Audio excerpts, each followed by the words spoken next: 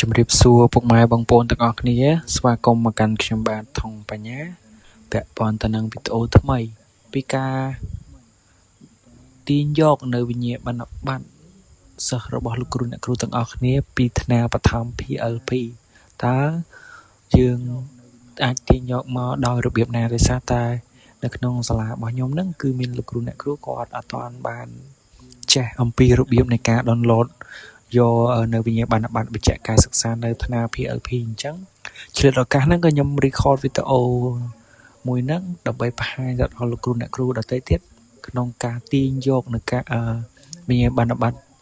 បញ្ជាក់ការសិក្សារបស់សិស្សហ្នឹងអញ្ចឹងកុំឲ្យខាត់ពេលវេលាយូរសូមលោកគ្រូអ្នកគ្រូទាំងអស់គ្នាទៅតាមដានលម្អិតនៅវីដេអូពេញទាំងអស់គ្នាបាទឥឡូវនេះគឺចូលមកដល់ថ្នាលបឋម PLP ហើយអ្វីដែលលោកគ្រូត្រូវធ្វើតកតងទៅនឹងការប្រឡងរបស់សិស្សលោកគ្រូអ្នកគ្រូទាំងអស់ប្រកាសជាដឹងហើយថាយើងចូលទៅដំបូងគេគឺយើងចូលទៅកាន់តេស្តនៅក្នុងទូរស័ព្ទដៃគឺខ្ញុំអត់បានបង្ហាញទេប៉ុន្តែខ្ញុំការបង្ហាញរបស់ខ្ញុំហ្នឹងគឺបង្ហាញទៅលើកុំព្យូទ័រអញ្ចឹងបើសិនជាលោកគ្រូមានការสนុំពរខ្ញុំបាននេះបង្ហាញទៅលើកុំព្យូទ័រ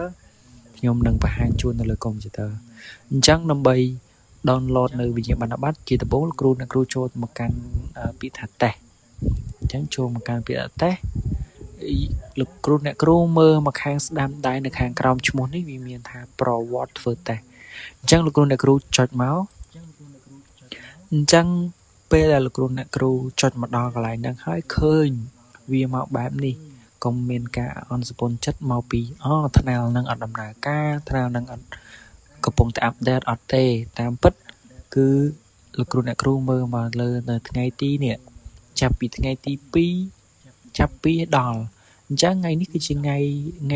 ខ្ញុំកំពុងតែ record វីដេអូនឹងបន្តតែម្ដងអញ្ចឹងដោយសារតែសិស្សអត់បានប្រឡងទេសិស្សបានប្រឡងហើយអញ្ចឹងដើម្បីឲ្យមើលទិន្នន័យសិស្សអស់ដឹងថាសិស្សប្រឡងពីណាមកណាអញ្ចឹងលោកគ្រូអ្នកគ្រូសារ៉េថ្ងៃខែចាប់ពីនេះធ្វើម៉េចឲ្យបានមុនថ្ងៃដែលយើងប្រឡងនឹងអញ្ចឹងដោយសារតែសិស្សខ្ញុំចាប់ផ្ដើមប្រឡងថ្ងៃ20ជាងខ្ញុំអត់ចាំថាថ្ងៃ20ម៉ែនទេអញ្ចឹងខ្ញុំសុំដាក់ខែ5ហ្មងហើយក្នុងហ្នឹងថ្ងៃទី13ស្រាប់ហើយអញ្ចឹង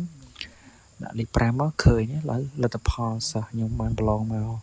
អញ្ចឹងលេខរៀងខាងលើគេហ្នឹងគឺជាលេខរៀងសិស្សដែលប្រឡងចុងក្រោយគេគឺសិស្សខ្ញុំពុំសំណាងអញ្ចឹងដើម្បី download យកវិញ្ញាបនបត្រលោកគ្រូអ្នកគ្រូអត់ពិបាកទេគ្រូអ្នកគ្រូអូសតារឈ្មោះរបស់សិស្សមកហើយលោកគ្រូអ្នកគ្រូនឹងឃើញនេះសញ្ញាពណ៌លឿងនេះរាមើលវិញ្ញាបនបត្រអញ្ចឹងលោកគ្រូអ្នកគ្រូចុចទៅលើហ្នឹងមកវានឹងលោតមកបែបនេះអញ្ចឹងនៅពេលលោតមកបែបនេះលោកគ្រូអ្នកគ្រូគ្រាន់តែចុចទាញយកមក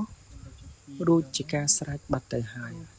អញ្ចឹងនេះវិញ្ញាបនបត្រវាលោតមកដល់កន្លែងនេះហើយ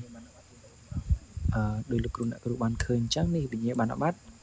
គឺវាចេញមកហើយអញ្ចឹងរបៀប download យកវិញ្ញាបនបត្រគឺអត់មានអីពិបាកទេលោកគ្រូអ្នកគ្រូធ្វើតាមវីដេអូដែលខ្ញុំបានណែនាំនេះមកលោកគ្រូអ្នកគ្រូនឹងអាចទាញយកនៅវិញ្ញាបនបត្ររបស់សិស្សរបស់លោកគ្រូអ្នកគ្រូបានហើយបាទអញ្ចឹង